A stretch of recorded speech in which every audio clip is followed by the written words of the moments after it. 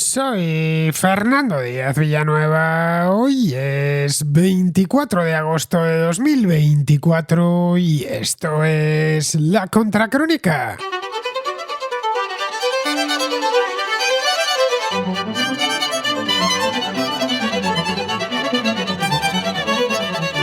Bienvenidos a la contraportada, una contraportada que se ha hecho un poquito esperar porque ya sabéis que a principios de este mes me salté a la torera, además un par de contraportadas y contraplanos porque tenía cosillas que hacer justo el sábado, que es cuando, el viernes, que es cuando yo preparo la contraportada o el contraplano, vamos, el programa de los sábados y también el domingo, el sábado, que es cuando preparo el programa de los domingos.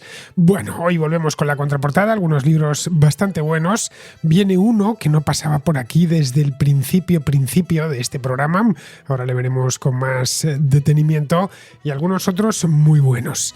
Vamos a ver si no me enrollo mucho, que los libros que me traéis, pues un par de ellos los he leído y los conozco bien y yo me conozco. Pero bueno, en definitiva, que lo suyo es que hablemos, aunque sea de pocos libros, pero que los tratemos a fondo y que el que entre en la contraportada salga con ganas de leer, que es lo suyo, que es para algo que hacemos entre todos este programa. Bien, si queréis participar, ya sabéis, para participar en la contraportada no tenéis más que haber leído un libro, eso es imprescindible, no hay otra, y querer recomendarlo, o recomendarlo en negativo o en positivo. Es decir, en positivo es buenísimo, leéroslo, es un libro fundamental, y en negativo pues sería, no lo leáis bajo ningún concepto, no os gastéis el dinero, no perdáis vuestro tiempo, que alguna vez sucede, pero pocas, eso sí, lo que viene a decirme que los contraescuchas son gente positiva, como yo mismo. Bien, por eso una vez tengáis el libro y la crítica más o menos en la cabeza, no tenéis más que condensarla y en 3, 4, 5 minutos enviar máximo, enviarla al número de WhatsApp que os voy a dar ahora. Es el 690 82 7909. 34 delante y lo más importante de todo, que se escuche bien. Nada más, que podamos escucharlo en una palabra, que no haya ruidos de fondo ni nada de esto, que no esté ni muy bajito ni tampoco muy alto. Vamos, lo normal, de la misma manera que grabaríais una nota de voz a alguien a quien respetáis, que jamás le grabaríais una nota de voz con una ambulancia pasando por detrás. Y entiendo yo que respetáis al resto de contraescuchas. Bueno, pues dicho esto, pasamos ya a la contraportada.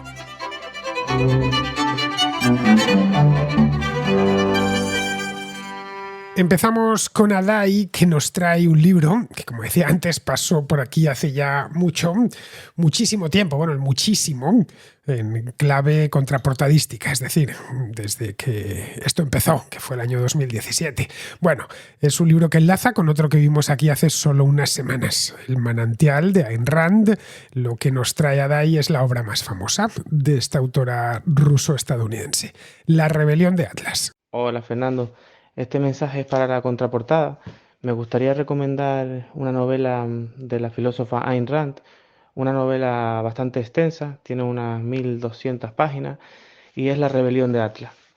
Una novela que podría ser el resumen perfecto, bueno, resumen, aunque no tan resumen porque es bastante larga, pero sintetiza perfectamente el pensamiento de la autora. Por momentos se puede volver un poco tediosa o repetitiva, pero sin duda pasas buenos momentos leyéndola. A mí me ha entretenido bastante, la verdad. No he tardado demasiado en leérmela. Y lo más que me ha gustado es la filosofía que ella plasma en sus hojas. Una filosofía que la misma autora, bueno, al final del libro, define como, lo leo aquí, en esencia, mi filosofía es el concepto del hombre como un ser heroico con su propia felicidad como el objetivo moral de su vida, con el logro productivo como su actividad más noble y con la razón como su único absoluto. Se puede dejar ver una crítica contra el colectivismo, tanto socialista, aunque también critica a la religión y enaltece al individuo, al fin y al cabo. Una novela que recomiendo mucho. No había leído nada sobre esta autora. La verdad que me ha intrigado seguir leyendo.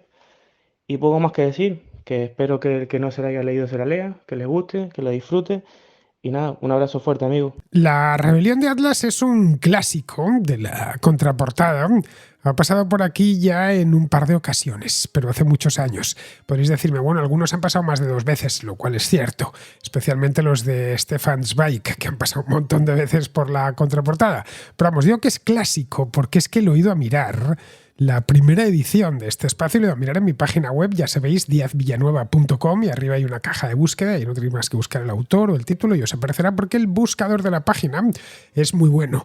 Y lo digo ya de paso felicito a quien programó ese buscador, que no he sido yo, por supuesto, porque busques lo que busques, te lo encuentra. Bueno, pues he ido a buscar y en la primera edición del espacio, la primera contraportada que hicimos, que fue el día 14 de enero del año 2017, ojo, ahí es nada, fue el libro de la semana, el primer libro de la semana. Luego volví a pasar por aquí en el mes de abril de ese año, en la 8ª contraportada. Y desde entonces, y ha pasado ya unos cuantos años, no me la habéis vuelto a traer. Este libro, el de la Rebelión de Atlas. Es un libro que, como ya os debí comentar, no me acuerdo ni qué os dije porque ha pasado mucho tiempo, pero como os debí comentar en aquel momento, gusta mucho a los liberales, a pesar a los que sí, liberales, libertarios, anarcocapitalistas, en fin, ya sabéis, toda esta comunidad. Bueno, a pesar de que es un libro larguísimo, es un auténtico ladrillo de más de 1000 páginas que, si os soy sincero, cuesta ponerse con él porque su volumen físico, quiero decir, asusta bastante. Es de estos libros que cuando los ves dices, bueno, creo que tengo otras prioridades cuando ves una cosa tan gorda, y luego al final te pones y ya pues va de un tirón. No es un libro para leerse en una sentada, ni de lejos, ni en un día, ni en una semana. Es un libro que lleva, pues eso, no sé cuánto tendrá, 1200, 1300 páginas, una cosa así. Yo lo leí cuando era más joven y tenía más tiempo para leer que ahora. Y además cuando me estaba conformando personal e intelectualmente. En aquella época, pues era ya 25 años de esto, no había más ediciones en español de la Rebelión de Atlas que las que se habían publicado en España en los años finales de los 50 o ya en los años 60.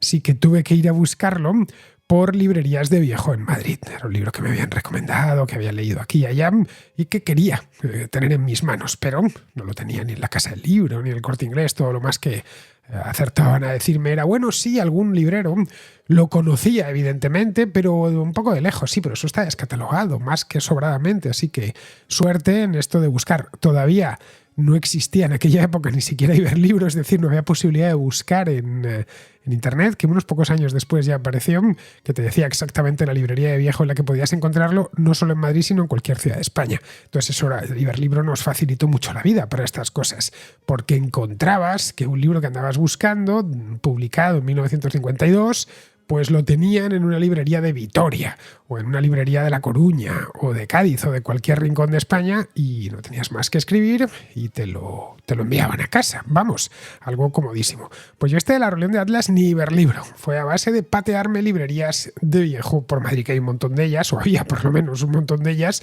y a base de preguntar. Y en una de ellas, pues ya al final lo encontré, di con un ejemplar que estaba muy cascado, eso sí, pero era leíble. Se les soltaba alguna página, las tapas no estaban en muy buen estado, pero bueno. Años después ya compré una edición más moderna de una editorial argentina llamada El Grito Sagrado, que seguramente los más randianos conocerán perfectamente. Esto fue ya bastante más tarde, debió ser como 2003, 2004, por ahí. Lo pedí por internet esta vez y después de esperar, pues me acuerdo, pero bastante tiempo, que se me hizo eterno, como 2 semanas o por ahí, me llegó a casa. Ahora es mucho más fácil leer La Rebelión de Atlas porque Deusto, como os contaba el otro día, decidió hace unos años publicar una colección con todas las obras de Ayn Rand. Os dije que sospechaba que era cosa de Roger Domingo y efectivamente fue cosa de Roger Domingo. Me lo confirmó él mismo por escrito unos días después. Cuando veáis, y esto que os sirva de nota, cuando veáis un ensayo superventas en España, de estos que pegan bien, es muy probable que Domingo ande por detrás. No os digo más. Tiene un ojo clínico, pero total para los libros. Bien, vayamos con La Rebelión de Atlas y a ver si no me enrollo, porque es un libro que a mí de joven me marcó mucho. Especialmente su personaje central, que es John Galt. Es una novela monumental, sin ninguna duda, la obra cumbre de Rand. Os lo comentaba el otro día aquí cuando hablaba del Manantial, que decía que el Manantial no era más que una preparación para lo que vendría unos años más tarde. De hecho, esta de la Rebelión de Atlas fue publicada en el 57 o el 58 más o menos, cuando Rand estaba ya consagrada, más que consagrada como novelista y como guionista.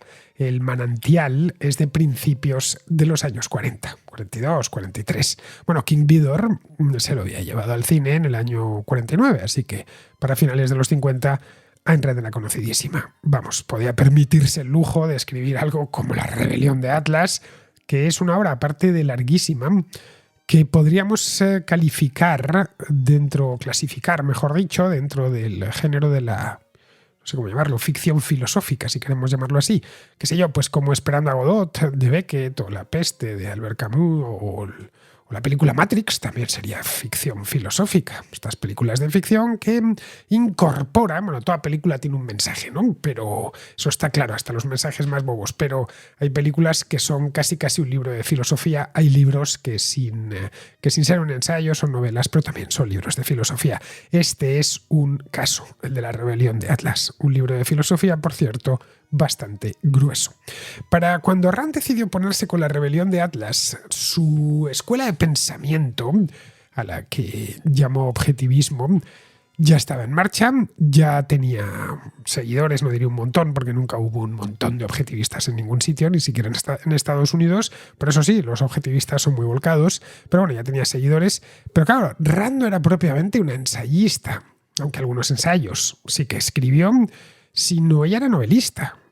Empezó como guionista de cine cuando llegó desde Rusia y cuando se desplazó a Hollywood y donde pudo, bueno, finalmente triunfar o llegar a ser alguien reconocido. Su especialidad era la ficción, en una palabra. Decidió, creo yo que con muy buen tino, pero claro, para esto hay que valer y no todos valemos, decidió que lo mejor que podía hacer para expandir sus ideas, que eran ideas fuertes, era la novela. O los novelones, porque lo de La Rebelión de Atlas es un novelón, propiamente dicho, no hay más que ver, los novelones en el sentido del tamaño, o los novelones así. En aquella época, no sé si se leían más novelas que ahora, pero vamos, pensad que en los años 50, pues había cine, la televisión ya estaba, todavía no tenía la fuerza que tendría unos años más tarde, pero ya estaba, por lo menos en Estados Unidos. En España la televisión empezó en el año 56, pero al principio se veía en Madrid alrededores durante el primer año y tardó un tiempo hasta que empezó a haber receptores de televisión en todas las casas, son prácticamente todas las casas. No sé si habéis visto esas fotografías de la España de finales de los 50, principios de los 60, que se ve un bar en un pueblo en el que está la única televisión del pueblo y están todos allí viendo un concurso, viendo un partido de fútbol o una corrida de toros. Bueno, la verdad es que se implantó rápido la tele. En torno a 1970 ya tenía prácticamente todo el mundo televisión en casa.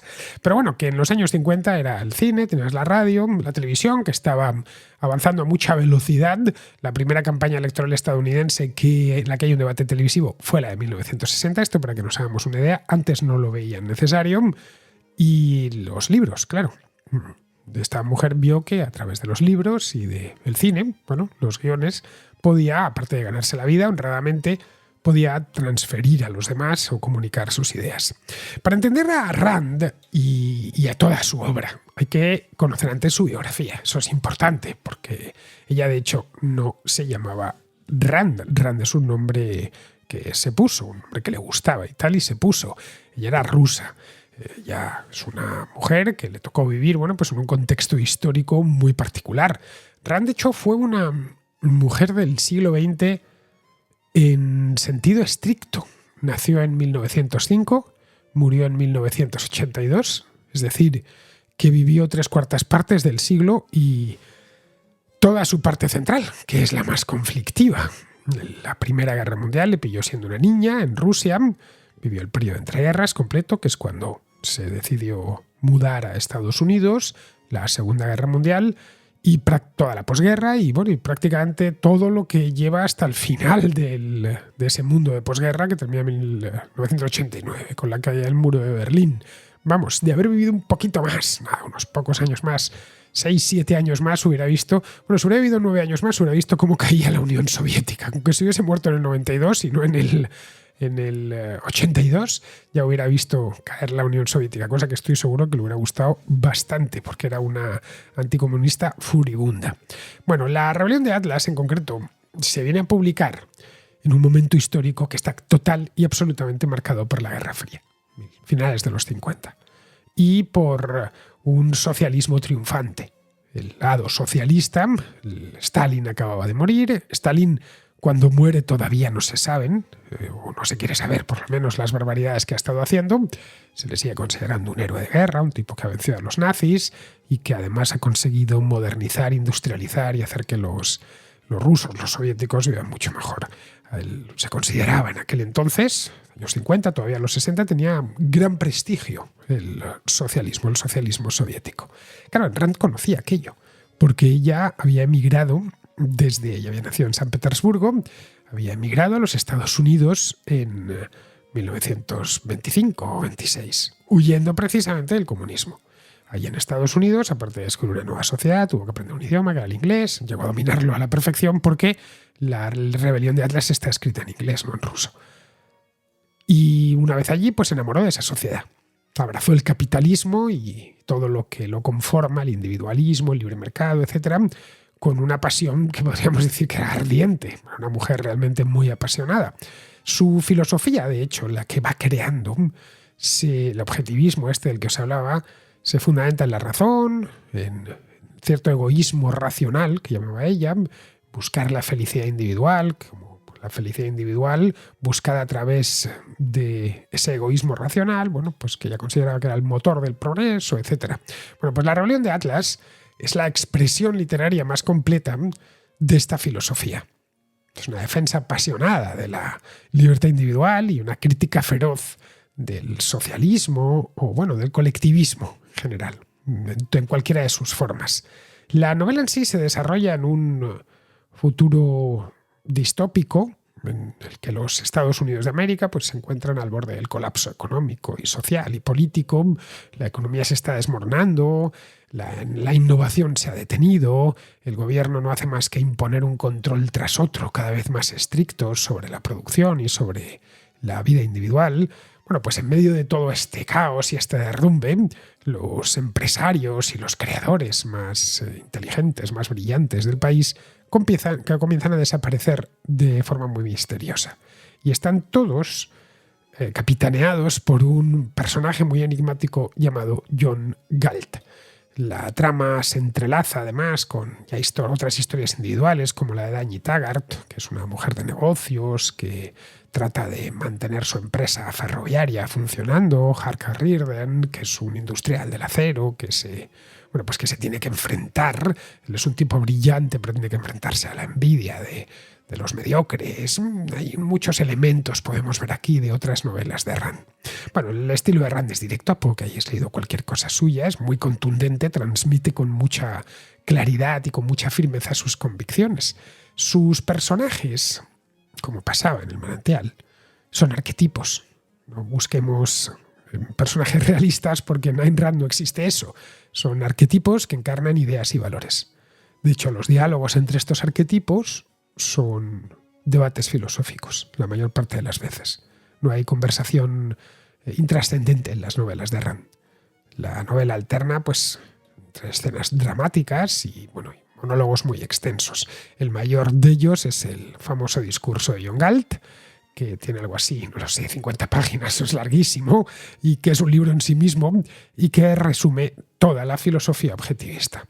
Los personajes, ya digo, de este libro de la rebelión de Atlas, como digo, son muy arquetípicos. Danny Taggart, que es una de las protagonistas, pues es una mujer fuerte, independiente, trataba siempre Ayn Rand de trasladarse a sí misma a sus propias novelas de una manera u otra.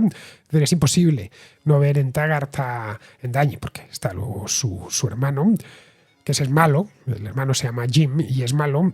Cuesta no ver en Danny Taggart, es imposible, no ver a la propia Ayn Rand. Luego tenemos a Rearden, que es este tipo que representa el hombre creativo, el hombre productivo. Y luego está John Galt, que es el ideal objetivista, el hombre racional, egoísta, ¿no? Una versión hipervitaminada del Howard Rourke del Manantial. Luego, en el otro lado, claro, están los malos. Es una novela, no olvidemos, tiene villanos, que son arquetipos de lo contrario, arquetipos de los vicios propios del colectivismo. Está el hermano de Danny Taggart, que es Jim Taggart, que es un político corrupto que utiliza su poder para robar y beneficiarse a sí mismo y a sus amigotes. Luego hay otro que es Francisco Anconia, que es un playboy millonario que finge ser un parásito para ocultar su verdadera vocación, que es la de sabotear la economía.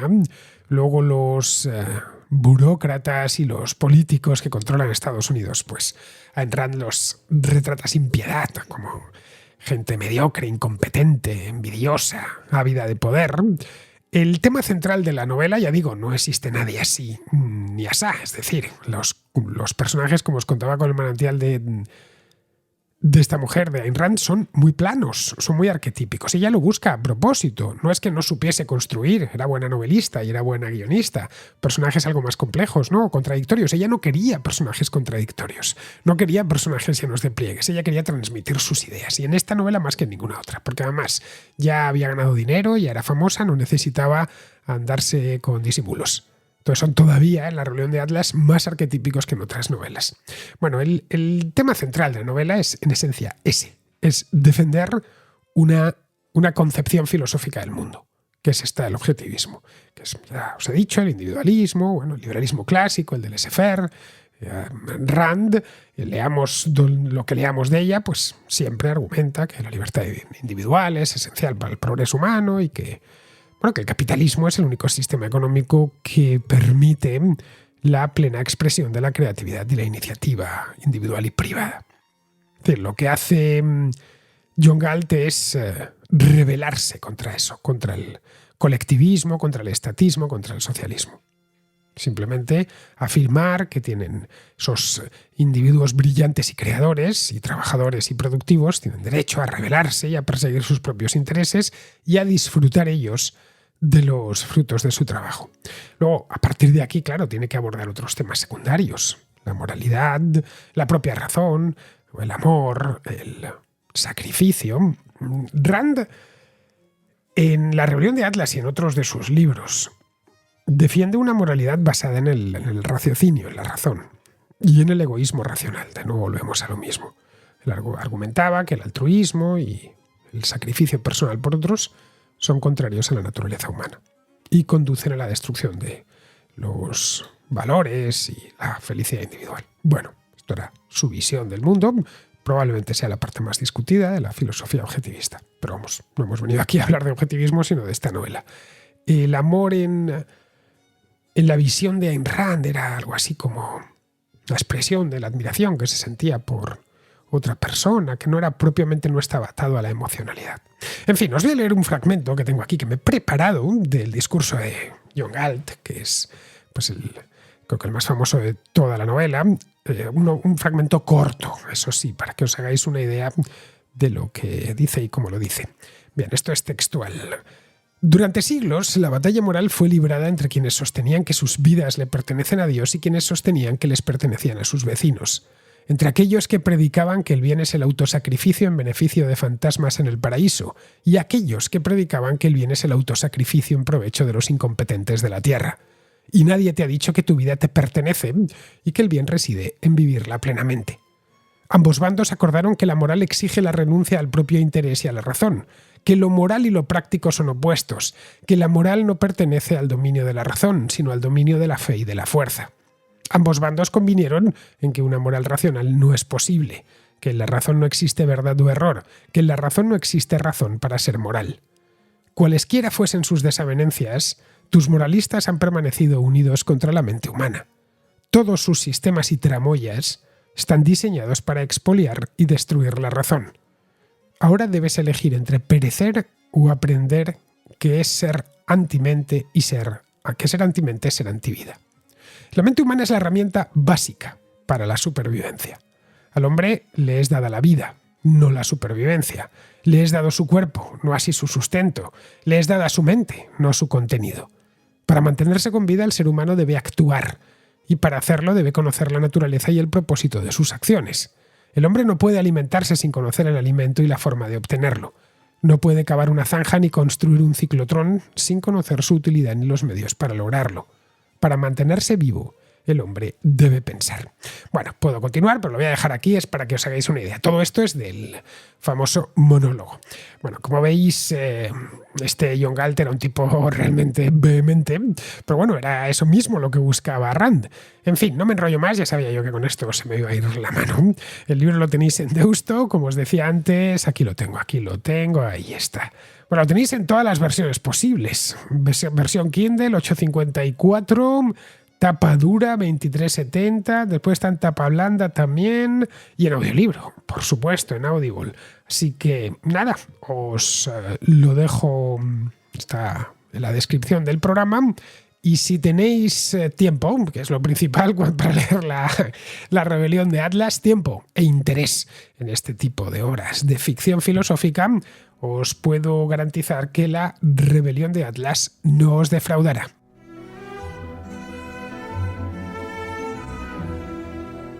Seguimos con Octavio, que es de La Coruña, que nos trae un buen libro de un periodista polaco llamado Richard Kapuściński, que con solo oír el nombre pues ya sabréis cuál es, no hace falta que os diga mucho, aunque bueno, Kapuściński tiene varios libros, los hay que conocen a este hombre por uno y los hay que conocen a otro, pero hay uno de ellos que creo que es conocido por prácticamente todo el mundo porque ha sido un superventas. Pues bien, ese mismo, que no es otro que Ébano, es el que nos trae Octavio. Pues quería recomendar para la contraportada un libro que a mí me pareció maravilloso. Bueno, de hecho lo he leído varias veces durante estos años. Y su título es Ébano, del periodista polaco Ryszard Kapuściński. Bueno, no sé si lo pronuncio bien, es un nombre polaco. Y bueno, este hombre fue un periodista, ya digo, un periodista polaco, que era corresponsal para un periódico polaco. Y estuvo mucho tiempo en África como corresponsal.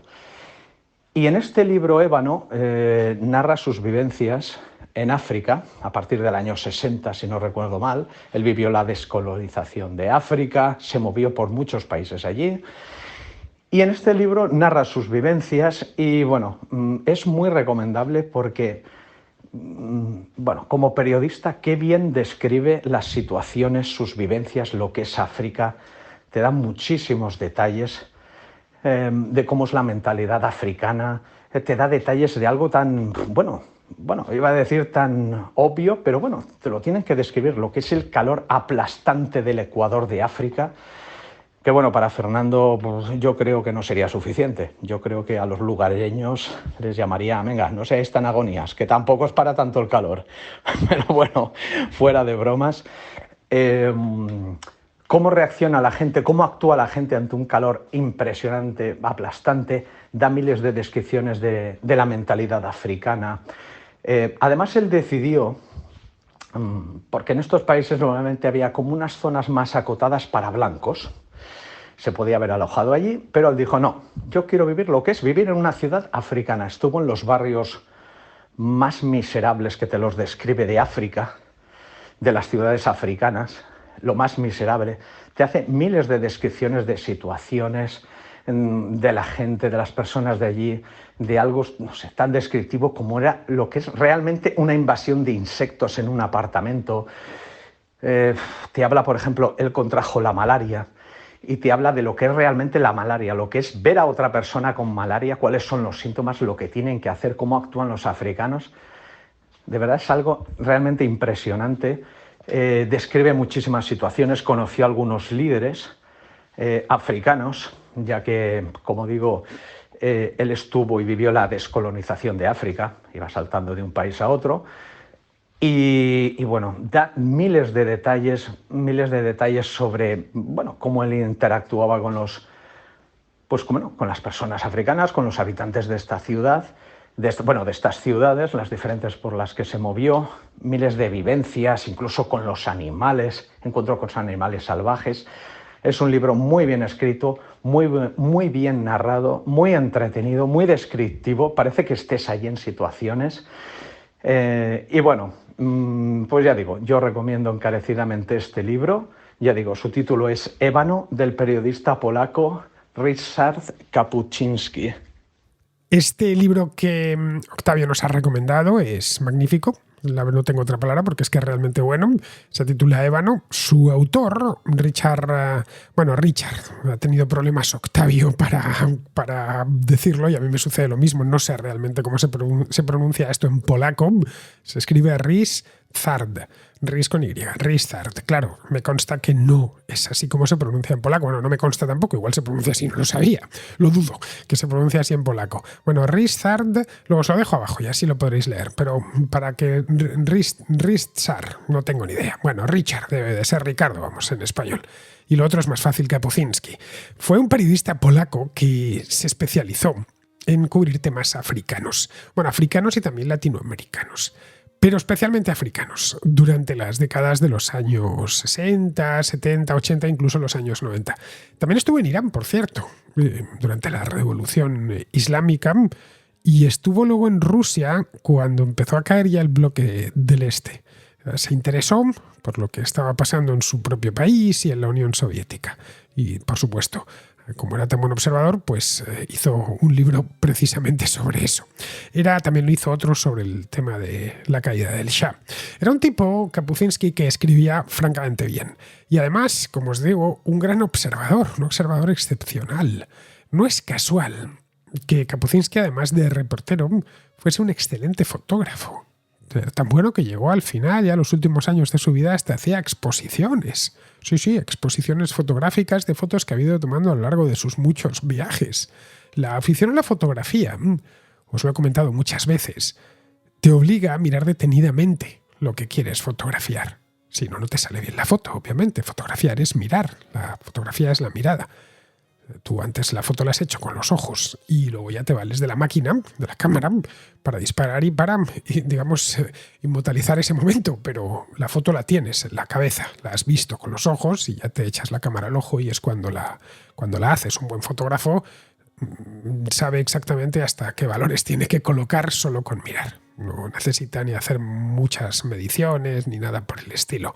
Bueno, pues como necesitas observar mucho, mirar mucho lo que quieres fotografiar, necesitas también reparar en los detalles más nimios, son los que pasan desapercibidos a la primera mirada, y también te obliga a la fotografía a tener una visión de conjunto de lo que estás mirando.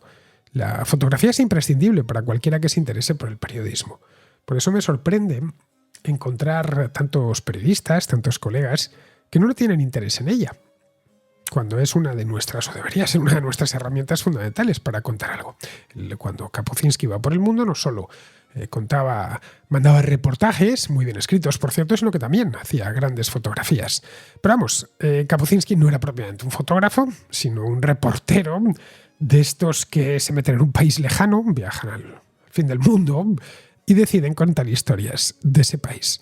Lo hacía además en unos años en los que viajar no era tan común como lo es ahora y en los que el mundo, aunque ya se había globalizado, ya existían los aviones a reacción, el teléfono, la televisión, etcétera, como en los años 60 o 70, no era lo de ahora, que uno puede aterrizar en Lagos, en Nigeria o en cualquier otro lugar de África y seguramente tenga conexión al teléfono móvil, conexión inmediata por internet, videoconferencias, etcétera. Es decir, que el mundo en este aspecto se ha encogido mucho más de lo que ya lo estaba en tiempos de Kapuściński, cuando Kapuściński hizo todos estos viajes, no solo por África, sino por todo el mundo.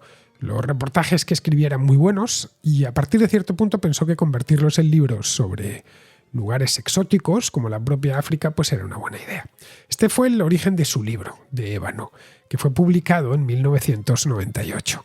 Bueno, el título es una traducción directa del polaco. En polaco se titula Evan con H, que es como se debe de decir ébano en polaco. Y en inglés no se pudo titular Ebony, que es como se traduciría literalmente, porque a los editores les parecía que tocaba el tema racial, ya sabéis, Ebony, negro, etcétera, y que en Estados Unidos siempre es muy comprometido.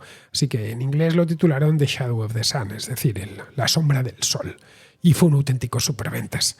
En español se publicó poco tiempo después, gracias a la editorial Anagrama, que tiene ya otros libros suyos, como Imperio. Este es sobre la disolución de la Unión Soviética. Tiene otro que está muy bien, que se llama Cristo con un fusil al hombro, que está dedicado a las guerrillas y los guerrilleros en Hispanoamérica. Le conocía muy bien figuras como la de Che Guevara, que yo también la conozco bien porque le hice una biografía hace muchos años. En fin, yo de ébano, este libro, lo leí porque me lo recomendó César Vidal, a la cosa de 20 y tantos años. Y la verdad es que fue una gran recomendación porque el libro me encantó.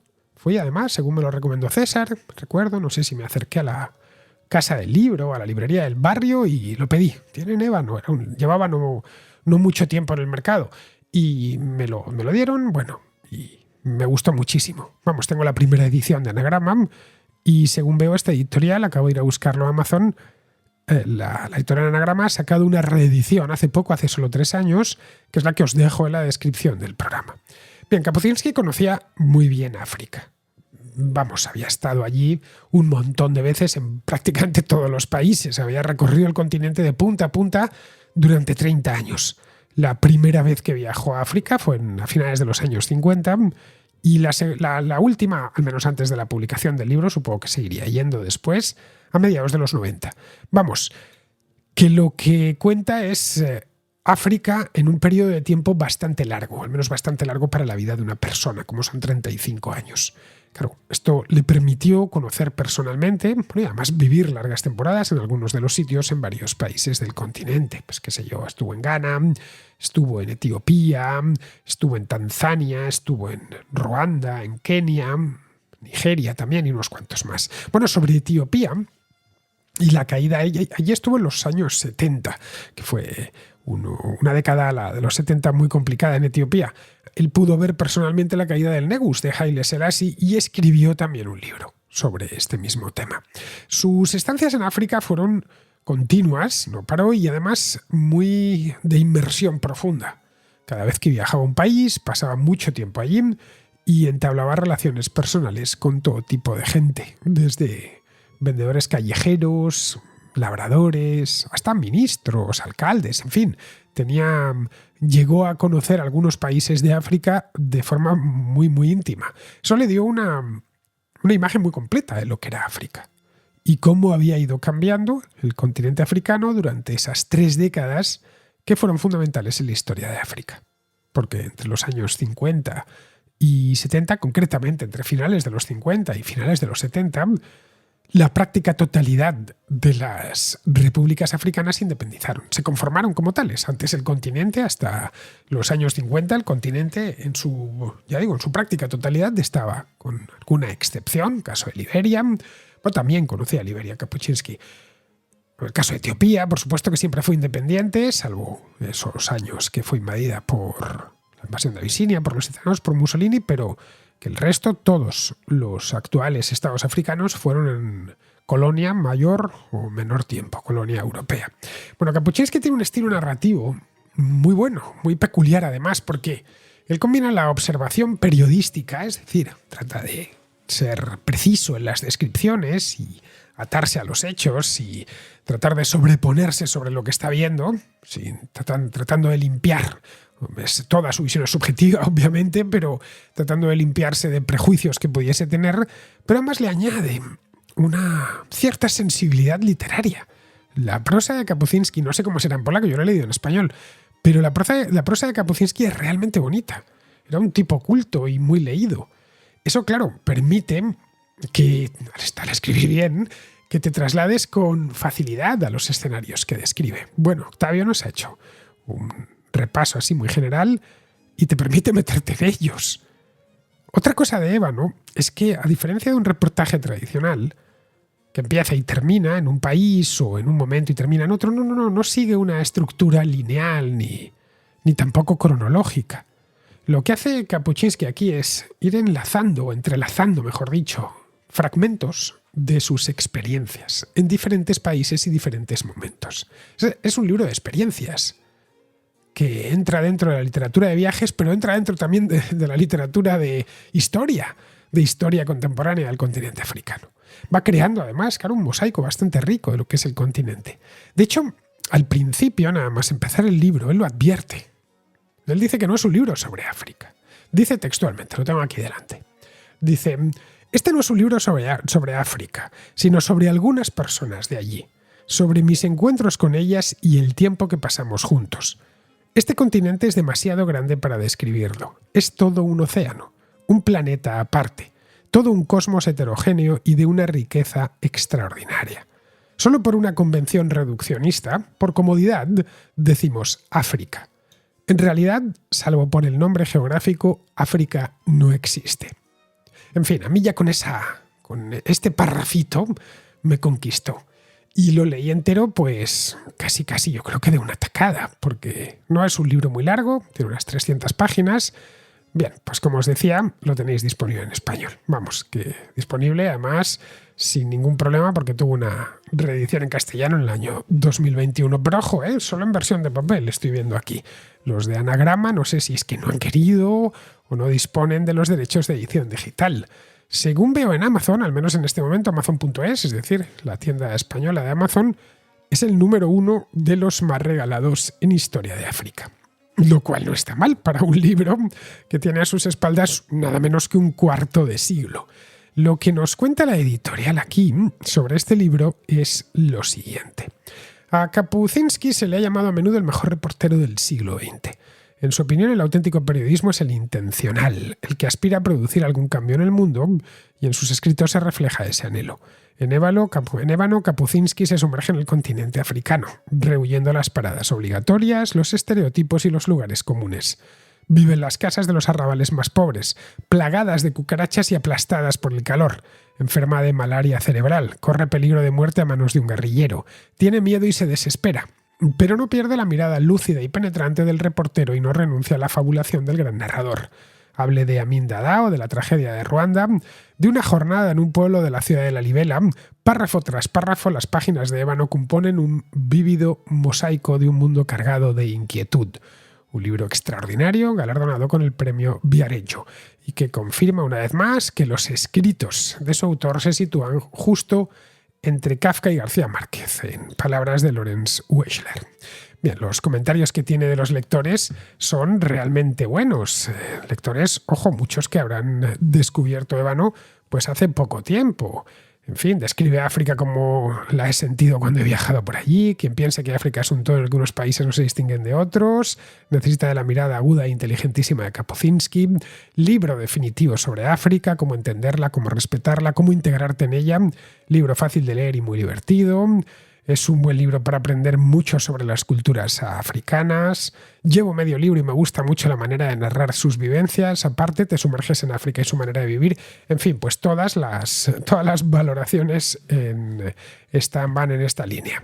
En fin, ahí os lo dejo. Si os interesan los temas africanos o simplemente leer un buen libro sobre experiencias en un lugar tan desconocido como es África o las múltiples Áfricas que existen, os gustará seguro. Bien, vamos ahora con Laura, mi querida Laura de Cambridge, que más que traernos un libro, utiliza un libro para plantear una cuestión. Hola Fernando, una vez más, muchísimas gracias por tu trabajo y tu programa, que no me lo pierdo cada mañana escuchándote en el tren. Hoy te mando una nota de voz con una pregunta que yo ya aviso que de primeras va a parecer muy tonta, pero a mí me está dando un buen dolor de cabeza. Todo viene a raíz de un libro, Patria, de Fernando Aramburu, que me parece que tú mismo lo has recomendado alguna vez. Me ha encantado y lo recomiendo a todo el mundo, pero hoy no pretendo hablar del libro precisamente. Resulta que me he apuntado a un club de lectura y para abrir el debate sobre este libro en particular, nos plantea la siguiente cuestión. ¿Qué significa para ti la palabra patria? Y no sé, para una pregunta tan simple, de verdad que llevo una hora entera delante de una página en blanco y soy incapaz de dar una respuesta. Viendo tal y como está nuestro país, cada vez más dividido, muchos emigrando fuera, como es mi caso, que sin independencia, que si reivindico mi lengua diferente a la tuya y bueno, todo lo que tenemos ahora mismo. Yo me planteo lo siguiente. ¿A esta generación se nos ha olvidado qué significa la palabra patria? Ahí te dejo esta pregunta. Espero que tengas más suerte que yo encontrando una respuesta. Y nada, muchas gracias como siempre. Hasta luego. La cuestión es, como decía antes, peliaguda, Laura, y ya la hemos tratado en la contrarréplica en varias ocasiones, junto con otros términos como Estado y Nación. En la novela de Aramburu, en Patria, pues patria es lo que los nacionalistas vascos y más concretamente los terroristas de ETA entienden como tal, es decir, una nación al más puro estilo de la Revolución Francesa y el romanticismo alemán, una nación que no tiene Estado y que debe conseguirlo a cualquier costa. En ese a cualquier costa está incluida la violencia y el asesinato. Aramburu hizo bien titulando el libro así, porque los etarras decían hacer todo lo que hacían, todo lo malo que hacían, secuestrar, matar, extorsionar, someter a la gente al silencio, decían hacerlo por la patria vasca, o al menos lo que entendían por patria vasca. De hecho, a sí mismos se llamaban abertzales. Bueno, son cualquier nacionalista vasco. Un abertzale, traducido del euskera, es un patriota. Pero vamos, aparte de recomendar una vez más el libro, que ya pasó por aquí, es un libro excepcional, aprovecho ya para dejarlo de nuevo en la descripción. La última vez que pasó por aquí lo he ido a buscar, fue en 2017, también en noviembre de aquel año. Bueno, aparte de eso, creo que la pregunta que nos trae Laura puede dar mucho de sí, pero fuera de la contraportada. Así que apelo a la comunidad contraescucha para que abramos un debate sobre este tema de patria, que creo que puede durar no semanas, puede durar meses. Ya sabéis que cuando nos ponemos a trabajar ciertos temas aquí, terminamos saliendo todos mucho mejor enterados del tema en sí, porque vamos entre unos y otros clarificando algunos aspectos y puliendo el asunto y sus flecos hasta dejarlo niquelado. De modo que si os interesa el tema, que algo me dice que sí, ya sabéis, nota de voz al canto y las iré pasando por la contrarréplica, que es su lugar natural. Y ya de paso, a Laura la sacaremos de dudas y en el club de lectura en el que está podrá dar no una respuesta, sino varias, porque patria puede ser muchas cosas. Bien, con esto terminamos ya. Me han entrado estos 3 libritos, especialmente los 2 primeros que me he enrollado, tal y como yo pensaba. Pero en fin, los 3 os los recomiendo. A mí personalmente los 3 me han gustado mucho, así que con esto me despido ya de vosotros. Terminamos la contraportada y me despido pues hasta mañana, que tenemos contrarréplica. Hasta mañana.